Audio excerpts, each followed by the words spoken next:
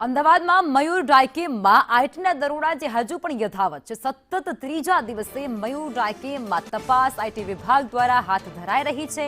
મયુર પટેલ તેમજ તેમના ભાગીદારોના નિવાસ સ્થાને પણ આઈટી દ્વારા તપાસ શરૂ કરવામાં આવી છે. મહત્વના દસ્તાવેજો તેમજ બેંક લોકર પણ મળી આવ્યા છે.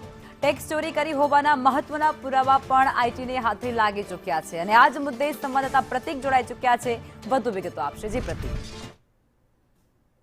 આજે સતત ત્રીજા દિવસે પણ દરોડાની કામગીરી યથાવત છે. ત્રીજા દિવસ દરમિયાન આઈટી વિભાગના અધિકારીઓને મહત્વના દસ્તાવેજી પુરાવા મળે છે. આ સાથે ડિજિટલ પુરાવા પણ મળે છે, જેનાથી ફલિત થાય છે કે મયુર ડાયકેમના જે માલિકો છે તેમના દ્વારા મોટા પ્રમાણમાં કર ચોરી કરવામાં આવી છે. આ સાથે જ આજે બંને ભાગીદારો છે મયુર ડાયકેમના, તેમના બેંક એકાઉન્ટની પણ ચકાસણી કરવામાં આવી છે. અત્યાર સુધીમાં 3 થી વધુ બેંક એકાઉન્ટ છે તેના રેકોર્ડ્સ ચકાસવામાં આવ્યા છે. આ સાથે જ અત્યાર સુધીની તપાસમાં ઇન્કમટેક્સના અધિકારીઓને બેંક લોકર તેમજ રોકડ પણ મળી આવી છે. આ સાથે જ કેટલાક મહત્વના દસ્તાવેજી પુરાવા મળ્યા છે, જેના ઉપરથી આ જે મયુર ડાયકેમના માલિકો છે તેમના દ્વારા કરચોરી કરી છે તેવું સ્પષ્ટપણે સાબિત થઈ રહ્યું છે. આ સાથે જ મયુર ડાયકેમના જે ભાગીદારો છે તેમના સગા સંબંધીઓના ત્યાં પણ દરોડાની કામગીરી યથાવત છે અને આ જ કારણથી તપાસના અંતે મોટા પ્રમાણમાં કરચોરી સામે આવી તે પૂરેપૂરી શક્યતાઓ છે.